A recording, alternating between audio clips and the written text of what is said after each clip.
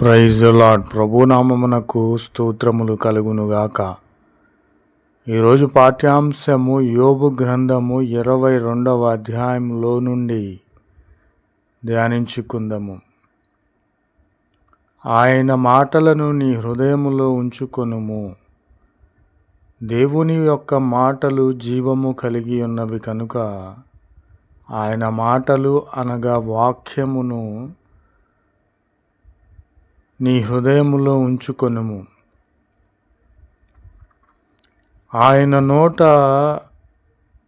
మాటలు, వాక్యములు, ఉపదేశములు వచ్చుచున్నవి కనుక వాటిని నీవు జరిగించాలి. ప్రభు యొక్క మాటలను నీవు వాక్యమును జరిగించాలి, అవలంబించాలి, అనుసరించాలి. ప్రభునామమునకు స్తోత్రములు కలుగునుగాక. కాబట్టి పూర్వము గడిచిన దినములలో, గడిచిన సంవత్సరములలో దుష్టులు అనుసరించిన, చెడ్డవారు, వ్యభిచారులు, విగ్రహారాధికులు అనుసరించిన మార్గమును నీవు అనుసరించెదవా? ఆ విధముగా అనుసరించిన ఎడల వారి కాలము తీరక ముందే ఒక్క నిమిషములోనే నిర్మూలమైరి. కనుక నా ప్రియమైన సహోదరి సహోదరులారా, దుష్టుల మార్గమును అనుసరించినట్లయితే ఏ సమయంలో నిర్మూలమవుతామో మనకు తెలియదు. కనుక దేవుడు వారికి బోధించినను వారు ఏమాత్రము వినక దుష్టులై దేవుని అనుసరించలేదు. వారు కాలము తీరక ముందే ఒక్క నిమిషములోనే వారు నశించిపోయున్నారు. వారి పునాదులు జల ప్రవాహము ఏ విధముగా అయితే వెళ్ళిపోతుందో ఆ విధముగా వారు కొట్టుకొని పోయున్నారు. ప్రభునామమునకు స్తోత్రములు కలుగునుగాక. కాబట్టి నా ప్రియమైన సహోదరి సహోదరులారా, మనము దేవునితో సహవాసము చేసిన ఎడల నీకును నాకును సమాధానము కలుగుతుంది, మనకు మేలు కలుగుతుంది. ప్రభునామమునకు స్తోత్రములు కలుగునుగాక. దేవునితో మనము సహవాసము చేయుట అంటే ఆయన మాటలను మన హృదయములో ఉంచుకోవాలి. ఆయన నోటి ఉపదేశములను, మాటలను, వాక్యమును మనము అనుసరించాలి. కాబట్టి సర్వశక్తుడైనటువంటి మన ప్రభువైన క్రీస్తు వారి వైపు మనము తిరిగిన ఎడల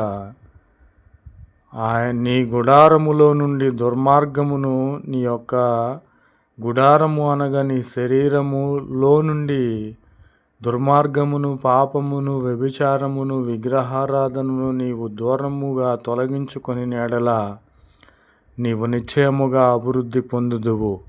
ప్రభునామమునకు స్తోత్రములు కలుగునుగాక.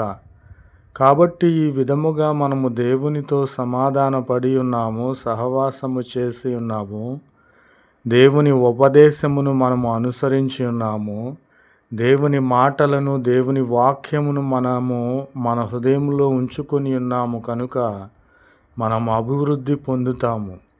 అభివృద్ధి పొందిన